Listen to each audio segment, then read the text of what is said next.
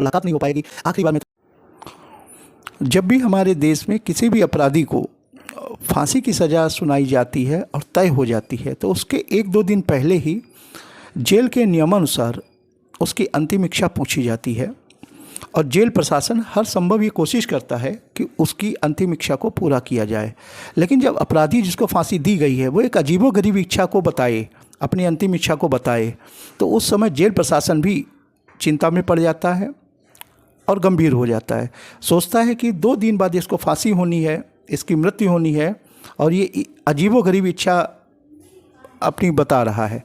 लेकिन फिर भी जेल प्रशासन अपने सीनियर से विचार विमर्श करता है और उसकी इस इच्छा को पूरा करने के लिए तैयार भी हो जाता है। जी, मैं सुदर्श वाजपेयी आपकी कहानी मेरी जवानी में एपिसोड नंबर 3 लेके आ रहा हूँ। जो लोग अभी तक नए हैं मेरे इस चैनल पर, प्लीज़ सब्सक्राइब करिए, लाइक करिए और कमेंट करिए। और कमेंट में ये ज़रूर लिख के बताइए मेरे द्वारा जो आपको कहानी सुनाई जाती है वो सही ढंग से मैं आपको बताता हूँ। अगर कहीं पर कोई सुधार की गुंजाइश है तो एक बार सलाह जरूर। ये कहानी है उत्तर प्रदेश के अलीगढ़ ज़िले से, जहाँ पर सुबोध और प्रमोद नाम के 2 दोस्त होते हैं जो बचपन से ही बहुत अच्छे दोस्त रहे। साथ साथ स्कूल गए, साथ साथ जवानी का सफ़र तय किया, साथ साथ पढ़ाई की। और पढ़ाई करने के बाद में स्वाभाविक है एक स्टेज वो भी आती है जब हमें नौकरी की ज़रूरत पड़ती है। हमारे पेरेंट्स भी हमारे ऊपर प्रेशर बनाते हैं कि भाई अब जितना पढ़ाना था हमसे जितना संभव हो सका हमने पढ़ाई करवा दी, अब तुम नौकरी देखो। तो दोनों लोग जाके एक बड़े शहर में एक प्राइवेट कंपनी में जॉब करने लगे। दोनों के बीच में बहुत अच्छा चल रहा था। लेकिन कहते हैं ना कि जब जड़ जोड़ू ज़मीन बीच में आ जाती है तो सगे भाई भी के बीच में भी दरार आ जाती है। यहाँ तो 2 दोस्त थे, भाई से भी अच्छी दोस्ती निभाने वाले 2 दोस्त में कहाँ पर एक टकराव होता है वो आप इस कहानी के माध्यम से सुनिए।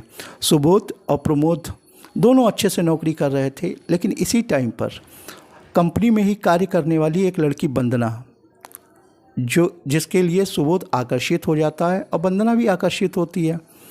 कभी कभी लंच टाइम में दोनों लोग एक दूसरे का टिफ़िन भी शेयर करते थे और दोनों के अंदर बहुत अच्छा अटैचमेंट हो गया था।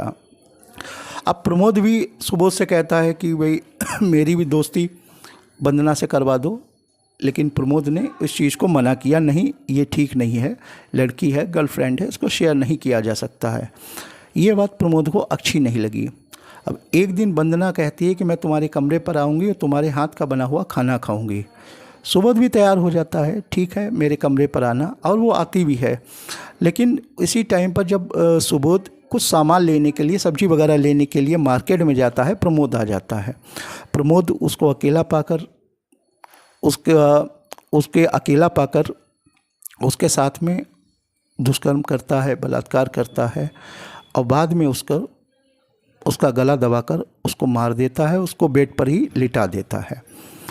सुबोध इन बातों से अनभिज्ञ था, वो बाज़ार गया हुआ था और इसके साथ ही प्रमोद क्या करता है, पुलिस को फ़ोन कर देता है। जैसे ही सुबोध अपने कमरे पर आता है और देखता है वहाँ का नज़ारा, तब तक पुलिस आ चुकी होती है और पुलिस ने उसको गिरफ़्तार कर लिया।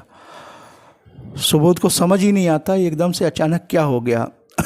अब कहते हैं साक्ष्य के आधार पर ही दोष तय होता है।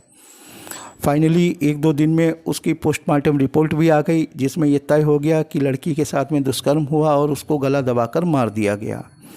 साक्ष्यों के आधार पर ही उसके ऊपर केस चलने लगा और लास्ट में उसको सज़ा के रूप में फांसी देना तय हुआ।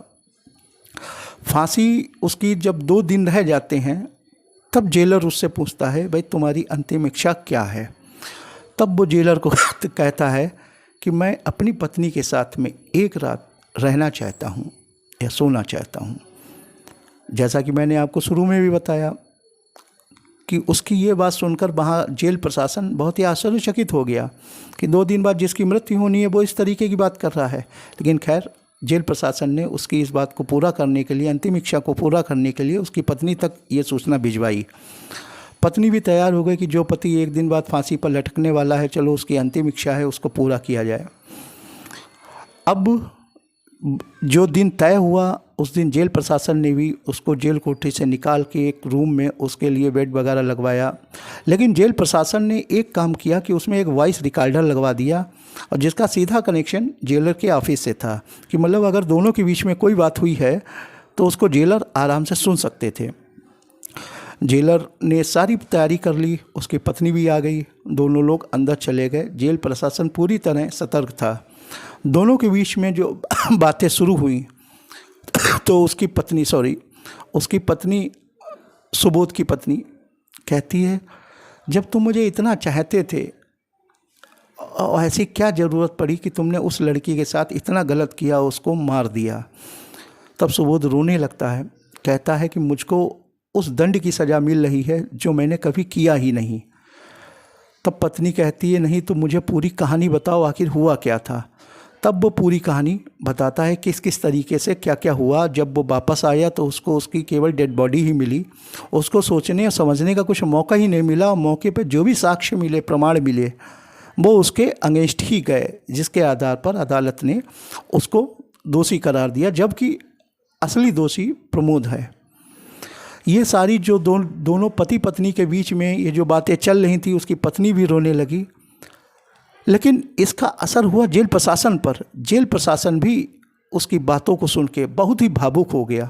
वहाँ पर जितने भी लोग उसकी बातों को सुन रहे थे, वो लोग बहुत ही भावुक हो गए, और उनको भी लगने लगा कहीं न कहीं हमारी न्यायपालिका से बहुत बड़ी गलती हो रही है। एक निर्दोष को फांसी चढ़ाया जाना यह सही नहीं है। वो लोग भी अंदर अंदर कुछ करने के लिए सोच रहे थे कि एक निर्दोष को फांसी ना हो।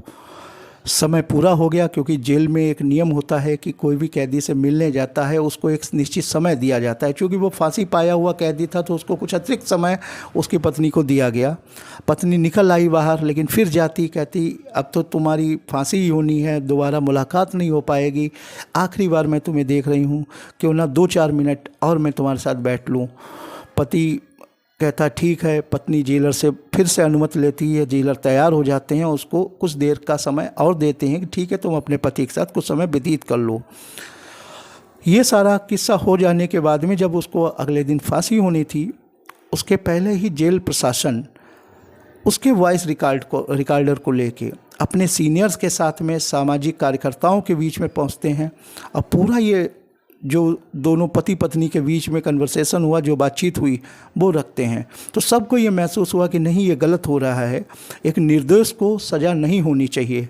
पत्नी तो रोती भी लगती अपने घर चली आई, लेकिन अगले दिन उसी की खुशी का कोई ये ठिकाना नहीं रहा जब उसको जेल प्रशासन से सूचना आती है कि उसके पति को आरोप मुक्त करके बरी किया जा रहा है, और तत्काल आदेश हुआ कि प्रमोद को गिरफ्तार किया जाए। प्रमोद को गिरफ्तार कर लिया गया। प्रमोद ने अपना अपराध भी स्वीकार कर लिया कि किस तरीके से उसने वंदना की निर्मम हत्या की बलात्कार करके। इस तरह से सुबोध बरी हो गया।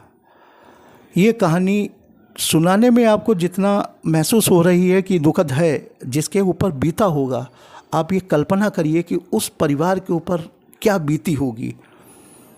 कभी कभी हमारी न्यायपालिका, जिस पे हम लोग बहुत विश्वास करते हैं और भरोसा है, लेकिन कई बार जो साक्ष्य होते हैं वो इस तरह से हो जाते हैं कि निर्दोष भी उसमें फंस जाता है। हमारा तो न्यायपालिका से यही निवेदन है कि थोड़ा समय भले ही लगे, लेकिन जब तक दोनों साक्ष्यों को सही से खंगाल ना ले, तब तक कोई भी जजमेंट ऐसा ना करे कि एक निर्दोष का परिवार बेमौत मारा जाए। दर्शकों, उम्मीद करता हूँ आपको मेरे द्वारा ये जो कहानी सुनाई गई है ये आपको पसंद आई होगी, और अगर आपको पसंद आई हो तो प्लीज़ सब्सक्राइब करिए। मैं किस तरह से कहानी सुनाता हूँ, अगर कोई आपको मेरे में गलती नज़र आती है कि मुझे इसमें सुधार की गुंजाइश हो सकती है, सीखता व्यक्ति ज़िंदगी भर है, तो भी मुझे कमेंट करके ज़रूर बताइएगा। नमस्कार।